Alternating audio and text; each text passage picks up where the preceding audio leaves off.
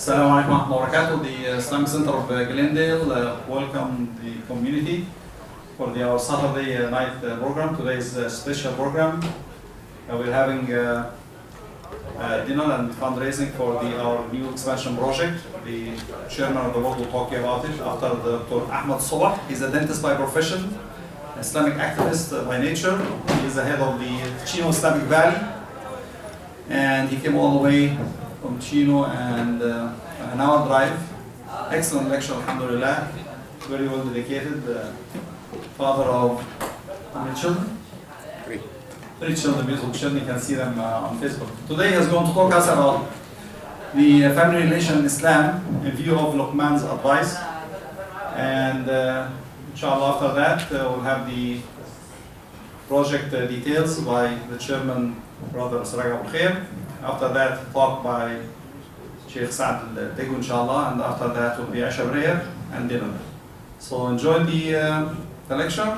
Any questions will be at the end, inshallah, of the lecture. Thank you very much. Assalamu alaikum.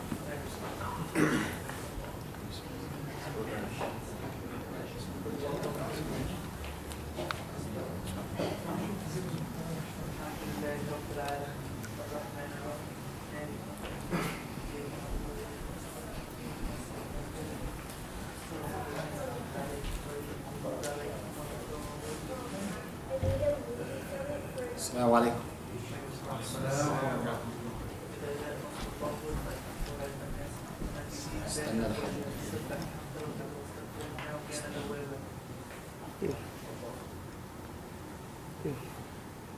How's everyone doing? Alhamdulillah. Bismillah ar-Rahman ar-Rahim. والصلاة والسلام على رسول الله أفضل المرسلين وعلى آله وصحبه أجمعين وعلى تابعيهم ومن تبعهم بإحسان إلى يوم الدين. It is my pleasure to be with my brothers and sisters in this beautiful community. When he's done,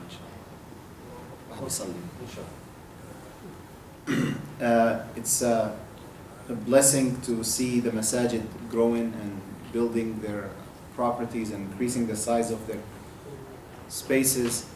And that's a good sign, alhamdulillah. Right now, if you compare it how it used to be 50 years ago, you'll see a lot of people will tell you we used to drive every Sunday for an hour or half an hour to go to LA or to Garden Grove to pray Dohor or to teach our kids at Sunday school. Now, alhamdulillah, I was driving on my way on the 210 freeway, and I can count on every less than 10 minutes. Every 10 minutes, there's a masjid you can exit and pray a prayer and then keep going. This is all a blessing, alhamdulillah, and it's a good gift from Allah subhanahu wa ta'ala.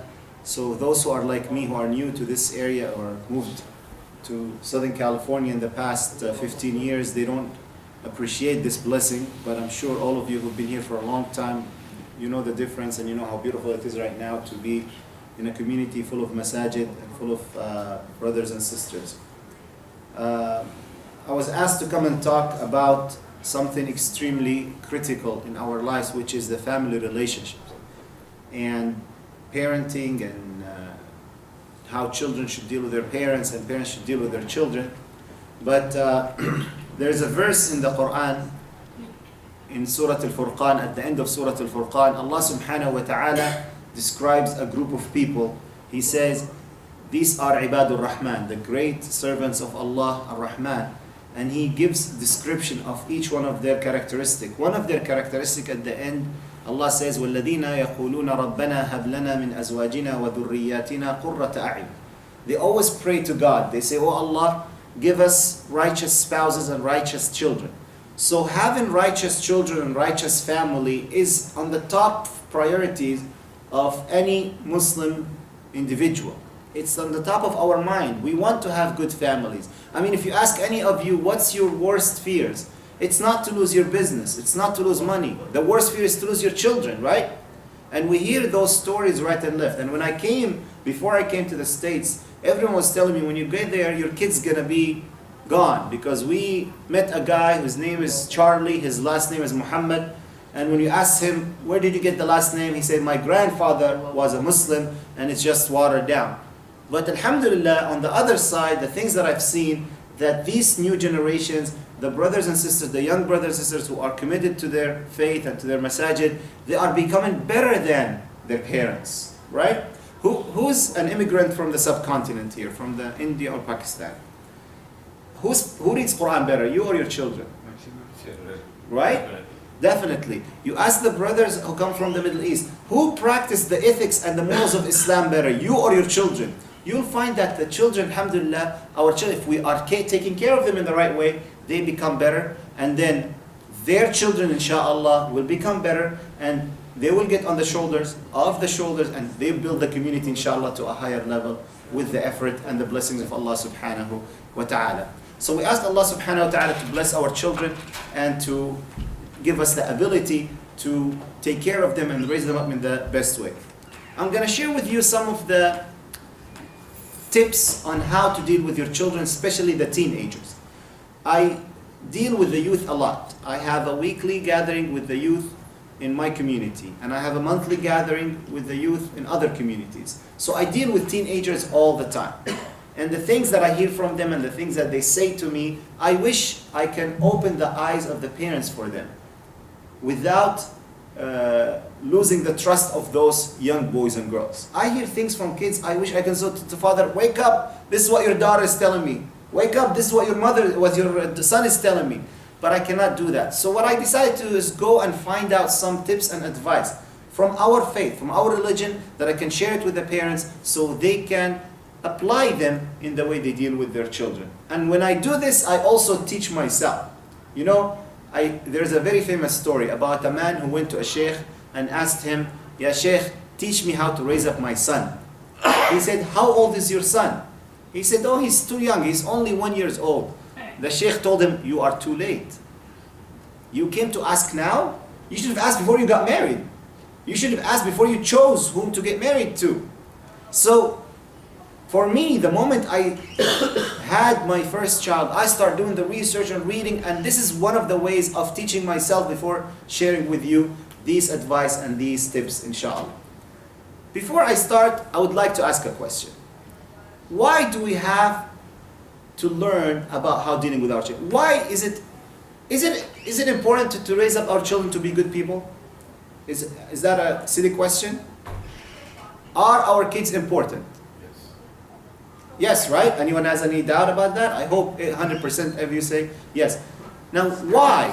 Why are our kids important? It's kind of instinctive. It's instinctive. What exactly? So, what is the reason that your kids are important for you? What's that instinct? What do you feel towards them? Their well-being, overall well-being, that they Love. grow up. Love. That's the word I'm looking for. Yeah. The love that we have to our children is more than the love that we have to any other human being, living human being. We love our children more than we love our own selves. How many times your 2-year-old came to you and you were grabbing the food and you're putting it in your mouth and they looked at you with sad eyes, they want to have it, and you just direct it to their mouth happily without even feeling that you missed something. The love that we have to our children is so strong that we love them more than our own selves. If I go and ask any of you in your profession, if you're a consultant, you said, right? And if I tell you, but there is a consultant better than you, you'll feel jealous. There is no doubt about that. You'll feel bothered. I'm a doctor. If you come and tell me there is a doctor who's better than you, naturally I will feel bothered. If I go to the sister and say, you know what, your food is so good, but your sister-in-law cooks better than you. Don't say that to your wife. You'll be in big trouble. You'll sleep on the couch that night. There is this human nature of jealousy, or we don't like to be compared to others. We don't like it, except in one situation. When I tell you your son is a better consultant than you. My daughter is a better doctor than you. Your daughter is a better engineer than you. Or you're a better cook than you. Or a better mother than you. Or a better father than you. At that time, you feel proud. You'll be happy. Yes, my son is better than me. I'm not sad at all. I'm extremely happy that my son... Why is that? Because we love them so much. But that's the only one reason why they are important. What's another reason? Why are they important? Why we're sitting down listening today to something like this? What is so important about our children? Sisters, any answers? Why your children are important? Because they are amana. When you take care of your children, it's not because you want to, it's because Allah asked you to. Because it's your responsibility to raise them up right. It is your responsibility to feed them healthy. It's your responsibility to take them to the doctor. It's your responsibility to give them the best education you can afford. It's your responsibility to take them to the masjid, teach them the Quran and Islamic manners. That's your responsibility, and if you do not do that, you'll be asked about it on the Day of Judgment. كُلُّكُمْ رَاعٍ وَكُلُّكُمْ مَسْئُولٌ عَنْ رَعِيَّتِهِ. Each one of you going to be asked about your shepherd. You're a shepherd, and you'll be asked about the people you're taking care of. So that's a responsibility. One of the great sheikhs, I forgot his name, I think his name is Zakaria Siddiqui. He was asked once, how many children do you have? You know what he said? I have with me for Allah 7 children. Look at the word he said, for Allah. They are not mine. Allah entrusted me with 7 children. That's what he said. Because they are an amana. And that's another reason why we have to actually look and study and learn how to deal with our children. Number 3, the reason our children are important because they are a good source of what? Income? No. Hasanat. Good deeds. We all know when we die, our good deeds will stop counting, except through 3 ways. One of them is a righteous son or a righteous daughter. If you teach your son to take care of this masjid, and after you die, you build this masjid to make it a bigger place and a much better place, you get the reward of all these deeds. There's a story about a person goes on the Day of Judgment, and Allah subhanahu wa ta'ala will give them a huge mountain of good deeds. That person will say, oh Allah, where did I get all these good deeds from? I know myself, I'm not that great. I did not do all these good deeds. Allah will say, you did not, but you raised up a son or a daughter who did all these good deeds and you get the credit for it.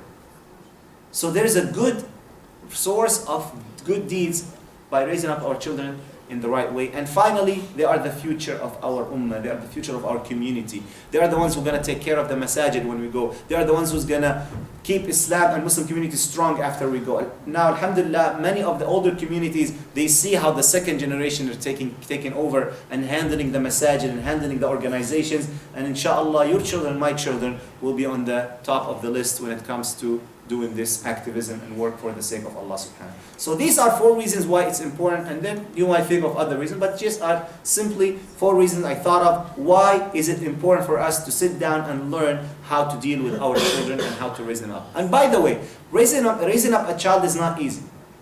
To bring up a child is not a simple task. Yeah, it's easy to teach the child how to eat and drink and how to cross the street and how to dress and how to write. That's easy. Easy to teach a child how to survive. That's easy. But to bring up a productive individual to the society, a successful husband, a successful wife, a successful father, a successful grandfather, this is how we should think. Unfortunately, all what we think, I want my son to get into college and get married. After that, I don't think about it. How do you think of your son 40 years from now as a father, as a grandfather, as a doctor? He's only going to be a doctor or the head of the hospital? He's only going to be a lawyer or the Supreme Court judge? We should think that way. And in order for them to achieve those high goals, we need to learn and study and read. Whether it's Islamic books and Islamic resources and non-Islamic resources as well. There's so many websites and articles online and books tells you how to deal with your children in certain situations and how to bring up the best out of your children. Your duty as a father is to read these things, is to research these things. Instead of spending hours watching TV every day, spend half an hour every other day reading how to deal with your children, how to make them the best human beings and the best individuals. That's your responsibility as a parent. That's why we need to start learning about these things. Now, our children go through so many phases. There are phases when they're still children. There are phases when they're in the early teens. There are phases when they're still knowing how to play around. And our religion taught us how to deal with the children in many of these stages. Prophet Muhammad ﷺ gave us beautiful examples how to deal with young children. How he cared about the psychology of the child. How he cared about the mentality of the child. You know, in the best times of the Islamic civilization, Ibn Battuta, you know Ibn Battuta? The famous traveler. He traveled around the world and he wrote down in his book what he saw. He said, I was walking in the streets of Beirut. That's in the best time of the Muslim civilization. He said, I saw something amazing. When I was walking in the streets of Beirut, a kid was holding a pot. And while he was walking in the streets of Beirut, he dropped that pot and it broke. Now this kid is in trouble. His dad or his mom gonna take it on because he broke something valuable. You know what happened when he fell and he broke it? Immediately, the merchants of the market gathered around him. They collected the broken pieces of the pot and they took him to a special organization in the town called Waqful Fakhura. Read about it. Waqful Kasura or Waqful Fakhura. A non-profit organization. The name of it is the Organization of the Broken Pot. You know what they do? They take the broken pieces of the pot and they give back a new piece to the child so his father won't yell at him. So his mother won't get angry at him.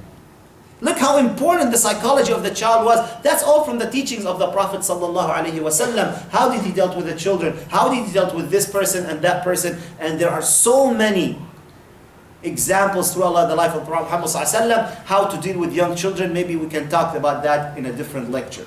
But when your son reaches a teenage, or what we call it Sinnul Murahaqa, 12, 13, 14, up to 19 years old, this is a different ball game. This is a different philosophy, different technique, different method, totally different way of dealing with your son when it comes to that age. He's not a little child anymore. He's not a baby anymore. According to Islam, when your son or your daughter reach puberty, they are adults. They have to pray, they have to fast, they have to pay zakat, they have money. They are adults. They might not be mature adults, but they are in the adulthood. They started adulthood. So we as Muslim, we should deal with them in a different way. And when they pass the age of 19 and 20 and they get into college, that's a totally different ball game again. I get so many parents of my youth group are until high school.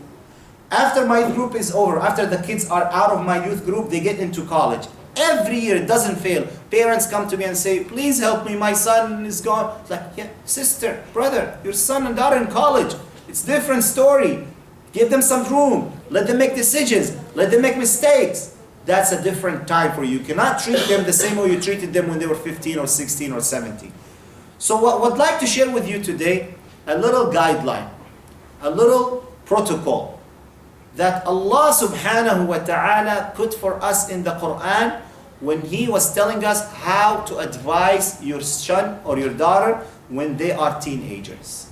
Now it doesn't say how to deal with them if they do something wrong. It doesn't say how to deal with them, but these are simple advice. It doesn't say everything. I'm going to share with you these little advice, 10, maybe 9 advice from Luqman alayhi salam to his children, to his son, how to behave and how to become a better person. These advice are general advice, but they are in many steps and they are detailed a little bit. But it is very common that Luqman used to advise it all the time. So what I would like us to do today is remember these advice. You can go to the Quran and find them.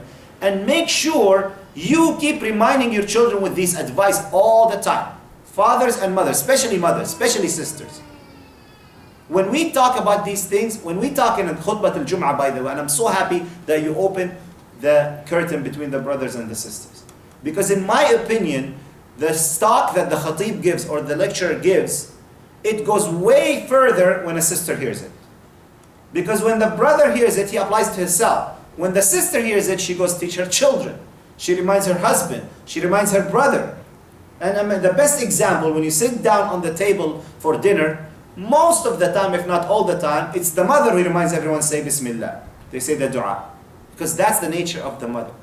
So, these advice, parents should always keep reminding their children. If you're not married yet, that's good. Now you know about this before it's too late. You keep reminding your children with these advice. So this advice is in Surah Luqman.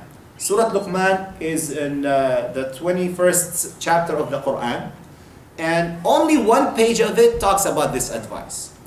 Allah subhanahu wa ta'ala says, وَلَقَدْ آتَيْنَا لُقْمَانَ الْحِكْمَةِ we have given Luqman wisdom. Who is Luqman? Luqman is a very wise man during the days of Prophet Musa alayhi salam, or a little bit around that time. He was from Africa, an African man who is extremely intelligent and wise, according to who? According to Allah subhanahu wa ta'ala. So Allah subhanahu wa ta'ala certified him as a wise man. Luqman is a wise man. So what does that mean?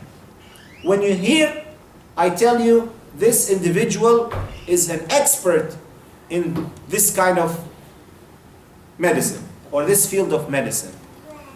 You go ask him when you have questions about this problem. So when Allah subhanahu wa ta'ala is telling us, Luqman is a wise man, we should listen. What is he going to say? We should learn. What does he have to say? And by the way, there's a major problem going on in the society around us, that we are listening to the famous people, not to the wise people. If you open the TV, you'll find interviews and show talks interviewing people simply because they're famous. Actresses and actors and basketball players, and they ask them tough questions.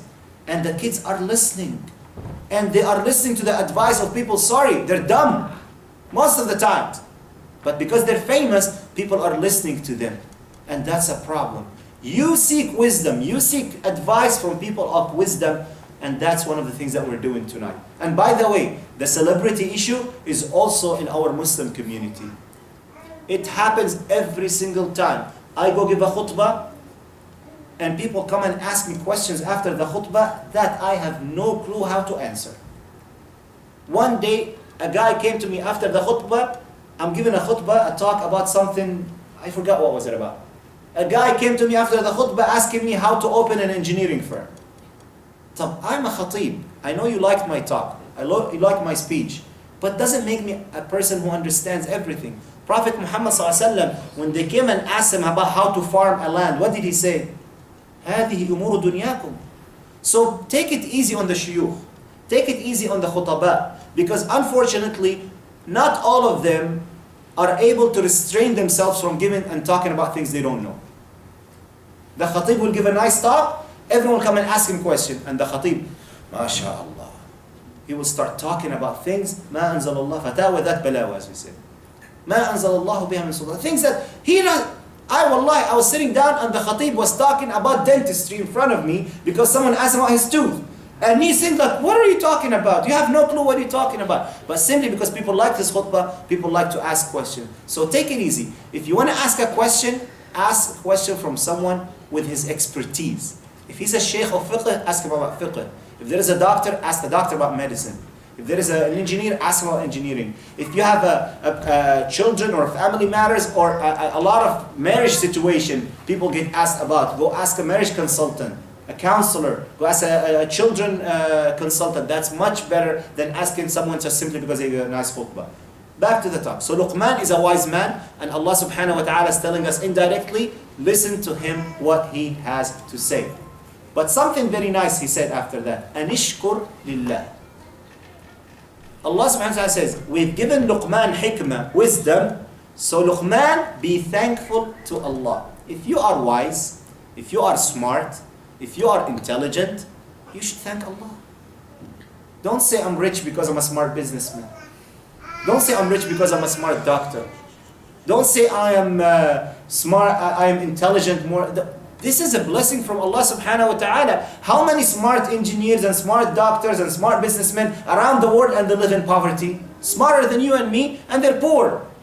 It's Allah subhanahu wa ta'ala who gave you the ability to go to this school, to put you in this situation, to open this business, to become rich. It's Allah who gave you this intelligence that you have. So when you think you are smart, always say Alhamdulillah. And you're driving on the freeway.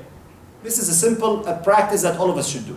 You're driving on the freeway, and the car in front of you did something really stupid. It's really foolish. The common comment from everyone to say, look how dumb this person is. The right comment should be, Alhamdulillah, I know better. Alhamdulillah, Allah gave me mind to think better than this person and be better than him. It's a blessing from Allah. Don't be arrogant because of your intelligence and smartness. It's a blessing from Allah subhanahu wa ta'ala. So, ushkur lillah, anishkur lillah. Be thankful to Allah, O Luqman. Then, Luqman start talking and giving advice to his son. وَإِذْ قَالَ لُقْمَانُ لِابْنِهِ وَهُوَ يَعِظُهُ. And look at this word, يَعِظُهُ. Luqman started talking to his son while he's preaching to him. Wa'adh. Wa'adh. Sometimes some parents are shy from giving advice to their children because their children are going to say, Mom, you're boring. Dad, you're boring. It's okay. It's your job to be a boring father. It's your job to be boring mother by the advice. They might not like it now, but 40 years from now, 30 years from now, they're going to say, oh, my mother used to tell me this all the time. They're going to forget that it was boring, but they're going to remember that you've been telling them, don't do this, don't do this. How many brothers or sisters, you know them, they start praying at the age of 50 or 40? Many. And you ask them, why did you start praying? My mother, before she died, all my young age, she was always telling me, pray and pray. But if you ask him, then he did not like it. Now it comes back to them. So it's your job to give advice to your son. Yes, have fun with them and play with them and have some with them. But when you give advice, do not compromise on the advice because you don't want to sound boring to them. And repeat over and over and over again until it sinks in their minds. They will use it later on, inshaAllah. وَهُوَ يَعِظُهُ. The first advice that Luqman is giving his son, لَا تُشْرِكْ بِاللَّهِ. Do not have shirk. Do not associate other gods with Allah. Now, how many of you actually sit down with your children and say, La tushrik billah? Honestly. How many of you sit down with your children and say, do not worship anyone but Allah? Is your household better than the household of Luqman? Is your household better than the household of Prophet Ibrahim and Prophet Yaqub? Ya baniyya inna Allah astafa lakum ad-din fala tamutunna illa wa antum muslimun. Do not ever think that things are for granted. You need to keep reminding your children it's one God. Allah is the true God. There is no other God. There's so much confusion happen among the kids nowadays. A few months ago, a father comes to me with his 12 years old daughter. Why? Because she found Jesus.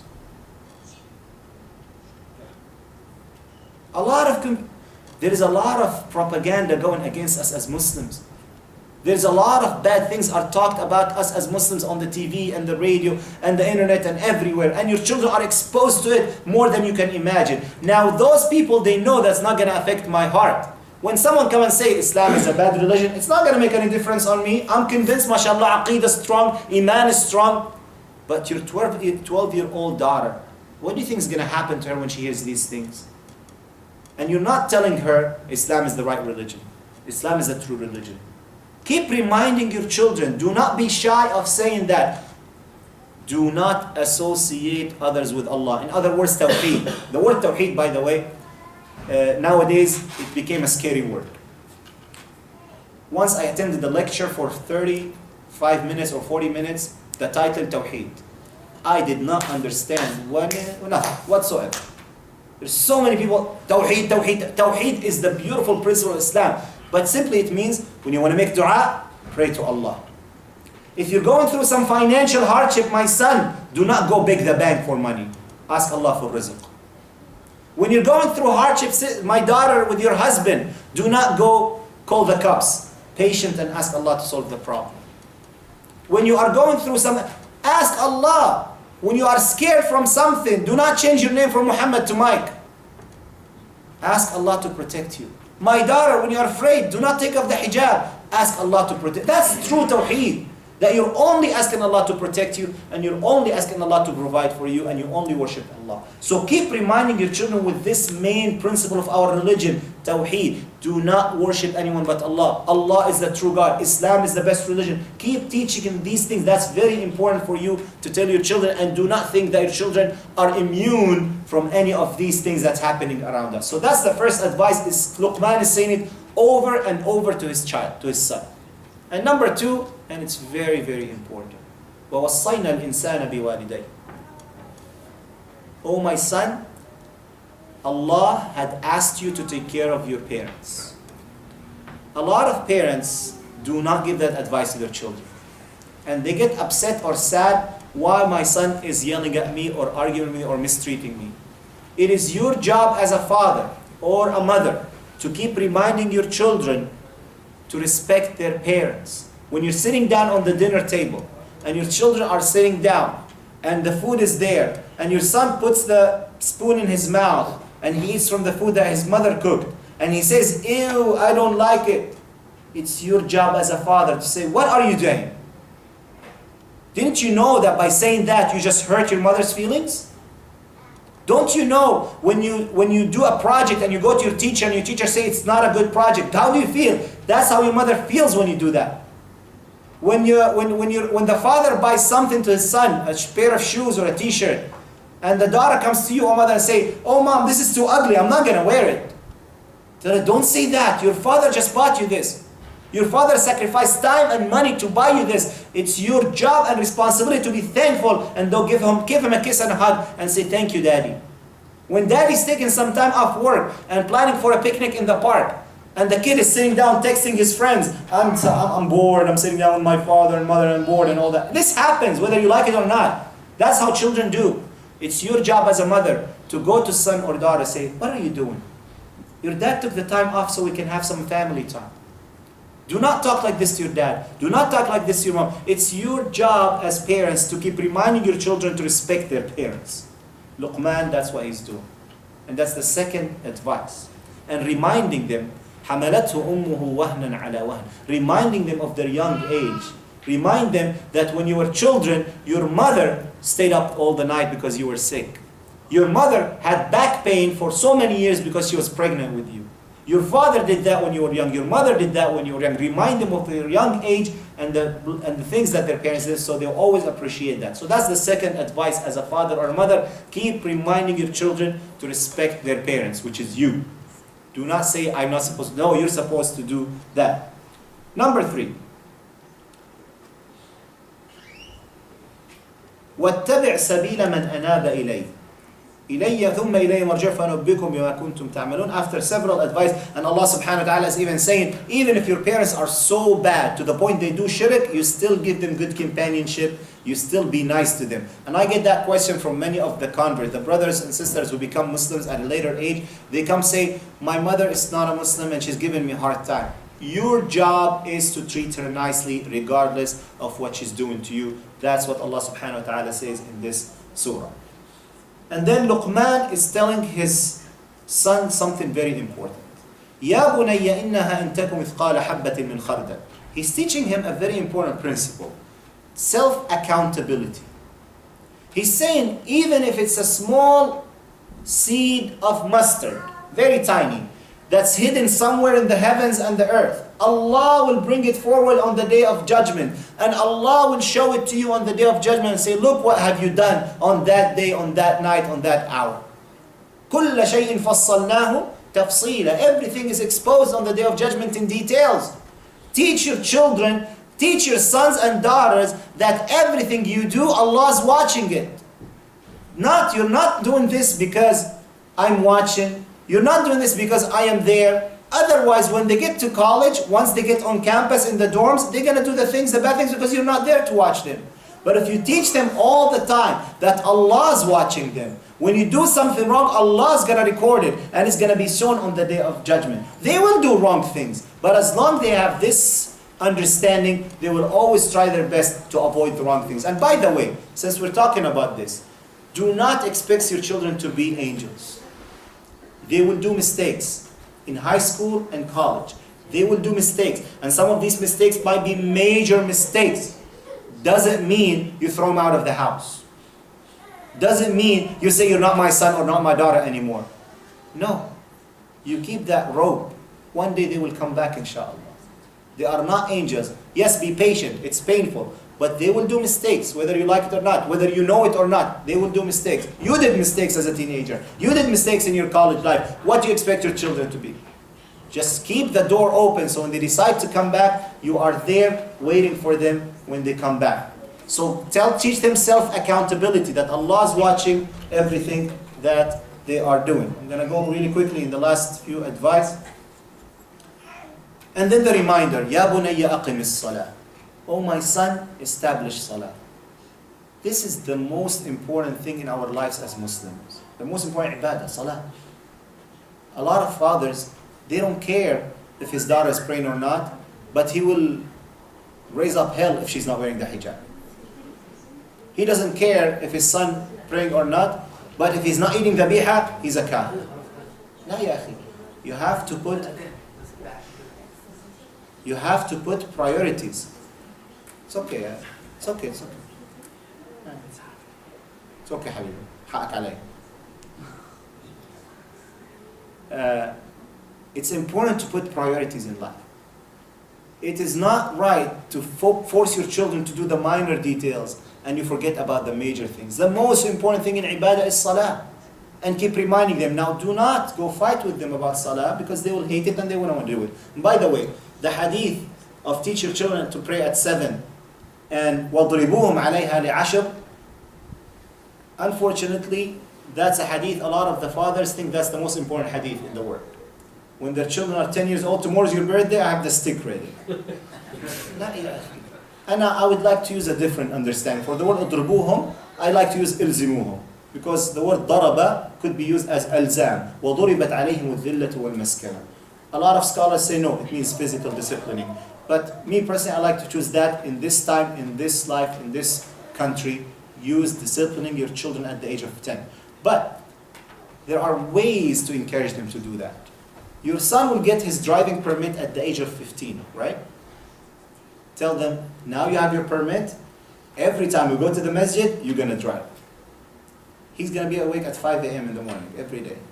Because he's going to drive to the masjid. And that will be good for both of you to come and attend Fajr prayer.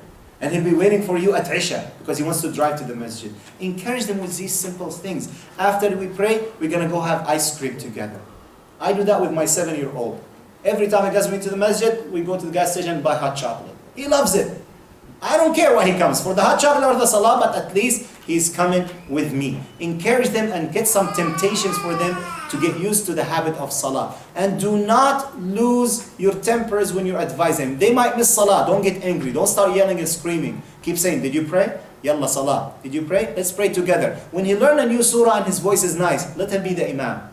Let him lead the salah. He will love it more and he will want to do it even more often. So, but even if he's not, when he reached now college age and he's not following your advice and he doesn't want to pray, do not stop telling him salah, salah, salah. It will hit him back one day when he stopped playing around and fooling around at that age. After he gets married and he has his children or they will inshallah get back to it. So do not stop giving them the advice like Luqman. Luqman, we think he's a righteous man, he doesn't have, no. He's giving the advice of salah to his son, who should be as righteous as him. The next advice, another thing that we need extremely necessarily and very important advice in the time that we're living in. Ya bunayya, wa'mur bil ma'rufi wanha 'anil munkar. Oh my son, command goodness and forbid evil. What do we have a term for it in America? Al-amr bil ma'ruf wa nahy 'anil munkar. What is it called in American culture? It's called activism. To be an active. Do not scare your children from being active on campus in colleges. If many of you came from the Middle East, we come with the mentality of fear. Be quiet and just move on. No! Your children do not have that fear, so do not put it in their hearts. Let them be active in school. Let them, if they see something wrong, to speak up against it. If they see a big guy bullying a younger guy, go and stand up and say about it. No, that's not right. Speak up and do not be scared. Yeah, you can run and go to the bathroom afterwards, but speak up and be strong when you are speaking against injustice. On campus, be part of these movements that speak against injustice, whether it's abroad or in the country. Let them be brave and speak against injustice. وَأْمُرْ بِالْمَعْرُوفِ وَانْهَ عَنِ الْمُنْكَرِ. But when you give them that advice, you have to put another advice after that. What is it? وَاصْبِرْ عَلَى مَا أَصَابَكَ. Because when you decide to be an activist, when you decide to say the good thing and to speak against injustice, you're going to go through some trouble. So be patient. How many of us actually sit down with our teenage children and tell them, be patient? We live in a society that patience is not something encouraged. We sit down in the restaurant, we order food. If the food is 10 minutes late, the parents are complaining before the children. Next time, the children will pull out their utensils. Where is my food? Where is my food? No. Be patient, son. Be patient, daughter. Teach them to be patient. When they get married and they come to you, your daughter comes to you telling you, my husband is not treating me well. Don't tell her, stay with me until he comes and apologize. Say, be patient, my daughter. When your son comes to you and tells you, you know what, I'm having a hard time with my wife, don't tell him, I'll get you a better wife. That's a very common Arabic term. أجوزك ست ستة. Unfortunately, no. Patience is a solution. Teach your children that patience is a solution for the problem. It could be one of the solutions of big problems, to be patient, and the reward, inshallah, is very big. وَاصْبِرْ عَلَى مَا أَصَابَكَ. Next, after that, now, Prophet Luqman is given an advice about social manners. ولا تصعر خدك للناس ولا تمشي في الأرض مرحا إن الله لا يحب كل مختال فخور. Do not turn your face away from people with arrogance, and do not walk conceited around. Indeed, Allah does not like those who are arrogant. How many of us actually sit down with our children and tell them, be humble? Be humble. كن متواضعا. كوني متواضعة. We actually do the opposite. When we talk to our daughters, you have to marry the best doctor in town because you're the best girl in the family. It's good to give them high morale, but to make them arrogant, you buy them the best clothes, you buy them the best cars, you buy them the best things so they can say you are better than others. Teach them humbleness, humility, to treat others in a nice way, to treat others in a very kind way. That's something very important. One day I was sitting down on a dinner table and I was having a discussion with another couple. Both were doctors. And they bought to their 18-year-old daughter one of the most expensive cars, better than their own cars, better than the cars of the parents. So I said, why did you do that? You're hurting her heart. You're ruining her soul. You're making her arrogant. You're making her conceited. You're making her feel better than others in materialistic way. You know what the answer was? I don't want her to feel less than others. What's wrong in feeling less than others when it comes to materialism? What's wrong in feeling that you have less car or less money or less clothes? There is nothing wrong in that. That's actually will teach them humbleness. Actually, people who have less are nicer. If you go visit your relatives in a village in Palestine or a village in Egypt or in Syria, they will have a very small house. And they will welcome you there for 3 weeks without any problems. They'll tell you to sleep on their beds, they'll give you from their food, and you'll feel so welcome there. And they come to your 3,000 square foot house, you cannot handle them for one day. So teach them humbleness and niceness to others. You need to teach that to your children, otherwise they're not going to learn it by themselves. They're not going to learn it from khutbah al-Jum'ah. They're not going to learn it from YouTube. They'll learn it from you. You teach them humbleness and you be humble as well. Especially sisters. Do not put the more expensive purse on your run. You walk around with your nose up there like, look at me. I'm wearing the most expensive purse. Teach them humbleness.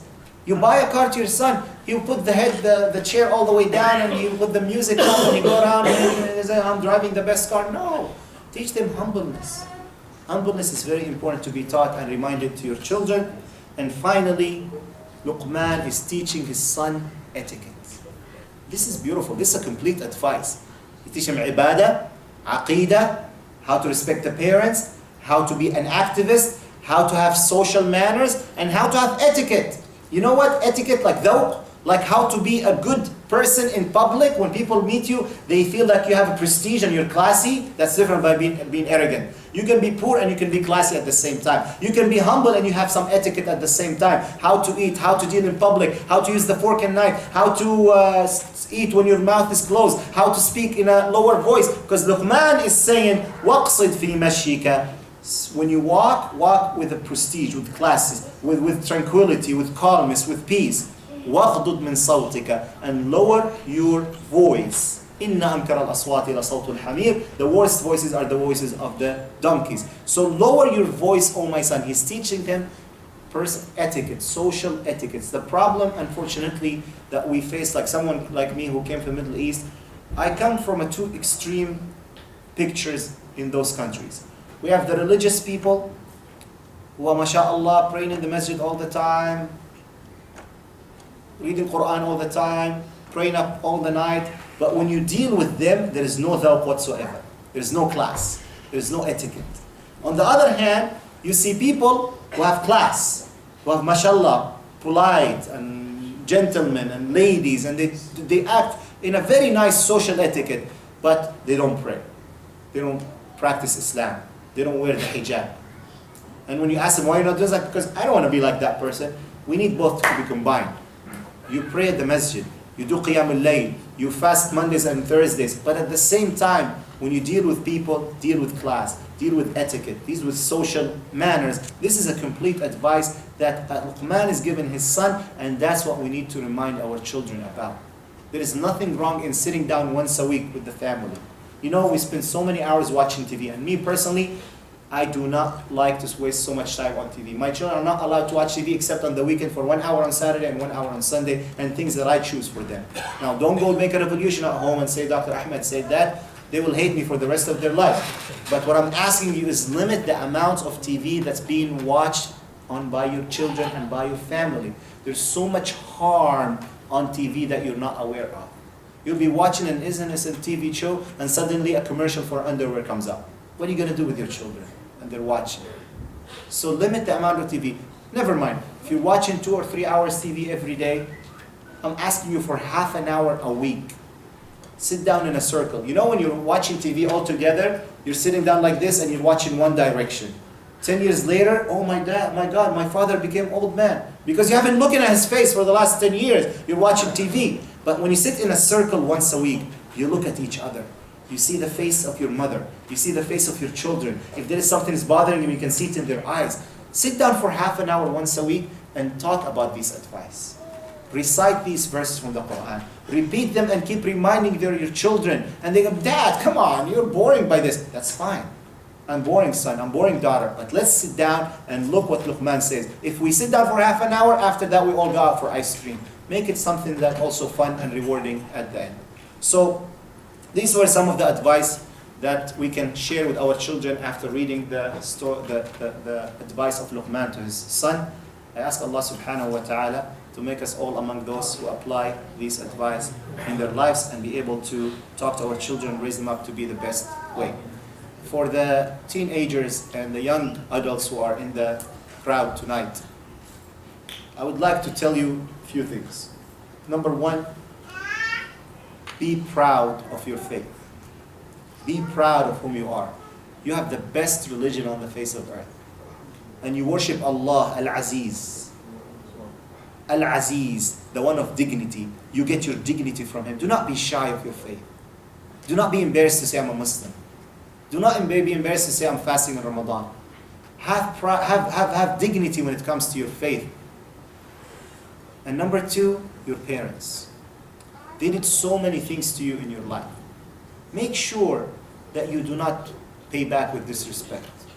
The sad things that I've seen around, for daughters yelling at their mothers, or son misbehaving with their fathers, or yelling at them, or arguing with them, or completely mistreating them in the worst way possible. That's not what they deserve from you. They deserve a kiss on their hands. They deserve a hug every day. They deserve to make them laugh every single evening with a joke. Even though it's lame, they will laugh. Don't worry about it. Give them jokes every day. Make them be happy every day. And do not wait too long. Look at the brother next to you whose mother passed away several years ago. He will tell you, I will do anything to kiss my mother's hand again. I will do anything to spend another 5 minutes with my father and give him a hug. Do not waste these precious years of your life, and make sure you treat your parents in the best way possible, because that's what they deserve from you. Do you remember the first day you went to kindergarten when you were kids? You cried so much because you want your mom back. You remember the first day you were lost in the mall? You remember that, right? And you cried so much, where's mom? And when you saw her, you ran, Mom. What happened now? Are you embarrassed from her because she's wearing the hijab? Are you making fun of her accent? Are Are you embarrassed when she talks to you in front of your friends and when she kisses you and you start wiping your cheek because she kissed you in front of your friends? They don't deserve that from you. They deserve all the love and the respect. Hugs every day, kisses every day, share with them good news every day, and don't ever make fun of them. I ask Allah subhanahu wa ta'ala to bless you and bless your families. It was my pleasure to be with you today. If there is any questions, I'm more than happy to answer them for the next few minutes. Otherwise, I think we move forward to the... Yeah. You said that when the kids are watching TV, you got to limit all the time they watch TV. But at one point they will grow up and they can have as much TV as they want. What's your answer to that? I mean, I can prevent them from watching TV now. Yeah, I get this question all the time to any other things. For example, but this is not an advice. This is me personally. Okay. I prevent candy and cookies from my house because I'm a dentist, right? I hate cavities and all that. I don't want to do free dentistry for my children. So I make sure that they don't eat a lot of candies and sugar. And people keep telling me, but when they grow up, they'll eat it. Let them eat it when they grow older. So what? It's not going to be as bad. They will do things behind your back sometimes, but do not condone it. Do not be the one who's telling them what to do. I'm talking about the bad thing. So yeah, if you limit that time, when they grow older, they can do it then. You cannot limit them all their lives. At some point, they will be free. But the bad things that they could have been harmed with at a young age, you can prevent it easily when limiting those exposures. There's so many bad things on TV. Kids are learning from TV how to yell at their parents. Kids are learning, and now with all the weird things and the crazy things that's going on, kids are learning even more than that. A lot of comedy shows, they have, you know what, men marrying men and all that, and parents are laughing about it. And the child will say, oh, my mom is laughing. No, that's mean it's good. It's okay. No, it's normal. Just be careful. There is very... But again, do not make a revolution. Don't go home and say, I'm taking the TV out. They will hate you for the rest of your life. Just limit it by giving an alternative. Sports and reading and other stuff together. Question about Halloween. Halaloween. You've heard about Halaloween? My kids want to go to instead of Halloween. You've heard about Halaloween? Halaloween.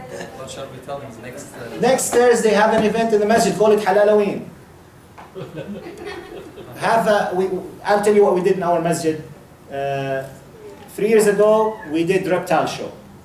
We brought, there is a company that brings reptiles, snakes, and kids love it. So they all came together. Now they're avoiding the stuff outside. Now they can sit down in the masjid. They saw. Next day we got animal show, like parrots and little tigers and all that. It doesn't expensive. A few $100s, you can bring it to the masjid, and kids will pay for pizza and stuff, so it will pay up for the price. This year we're getting a mini golf tournament inside the masjid. We have a big warehouse, so inside the masjid, a mini golf tournament. So have an alternative for the children to come and stay in this gathering. That's not only us, the churches do that as well. Many churches do that as well. So if you cannot do that, I find a way to discuss it with them and how to go out for dinner that day, and so no one will. Any other question for Dr. Ahmed Soboh? Let's have a napkin. كيف تفسر قول علي How do you explain the words of Ali ibn Abi Talib? Teach your children different than what you've been taught, and raise them up for a different time than your time. This is, by the way, a very profound and very good word, yet it's not Ali ibn Abi Talib who said it, by the way. It's Aflatun who said it.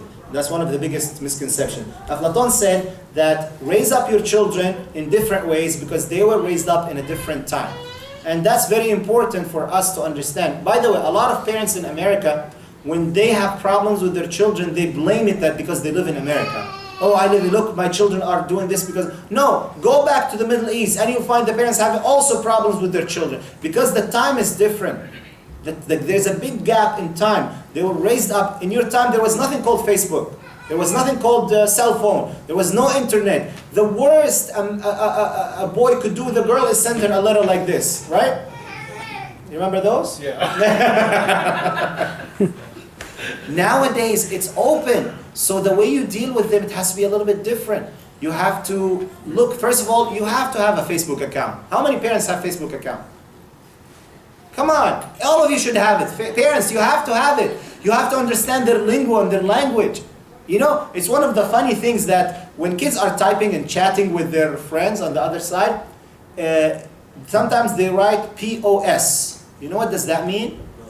Parent over shoulder. My parents behind me. So do not write anything that will get me in trouble. How many, sorry, I exposed you guys. Now we know. So there are things there are words, there are abbreviations that the kids use, and actually it's against the religion of Islam.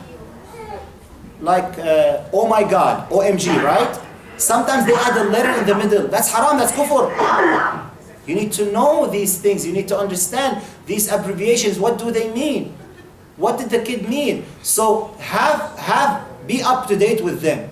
You cannot expect your son to go with you to the field and cut the teen and the zaytun and the olives and all. They're not going to do that.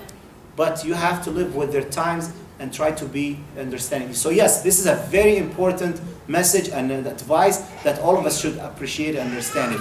The hijab for your daughter is not the hijab for you. It's different style, different fashion, different. Yes, hijab is a principle, but she doesn't have to wear jilbab like the one that your mother bought you. They have different style and different. The same thing for the brother. So, and then kids nowadays are learning things at early age. Do not say, I did not learn this until I was 30. That's not an advice. That's not an excuse. They learn it at younger age. So yes, thank you for sharing this with us, and I hope I answered it well. Just one last question. Yeah. How do you stop the kids overusing the social media? Why do you want to stop them?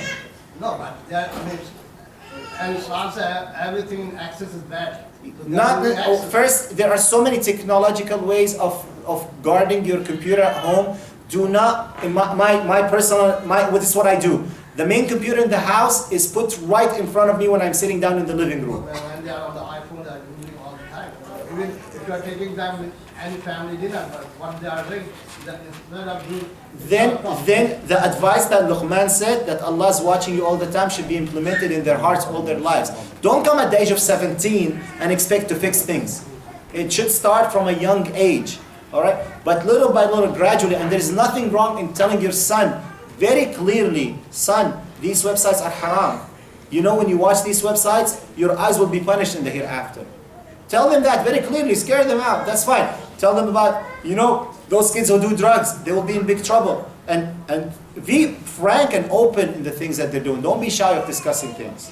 So always be self-accountability, that they're always aware of what are the things that are that Allah is watching them all the time. Number one. Number two, from young age, you give them room in doing things and do not be controlling over them all the time. Otherwise, the minute they are on their own, they feel freedom and they go to the extreme. But again, they will do mistakes. Don't forget that. Don't lose hope. They will do mistakes. Inshallah, they will come back. Thank you. Jazakumullah khair. Assalamu alaikum wa rahmatullahi wa barakatuh. Thank you very much, Dr. Ahmed Soboh. That's why we love to have him here all the time. So, did everybody like the lecture? Thank you very much for coming. He has other commitments. Unfortunately, he has to leave us. But we wish him good luck. And I thought I knew how to raise my children after this lecture. No. I have to rethink about it. Thank you very much. May Allah bless you. Allah bless you and bless your children all, inshallah. Assalamu alaikum. Assalamu alaikum.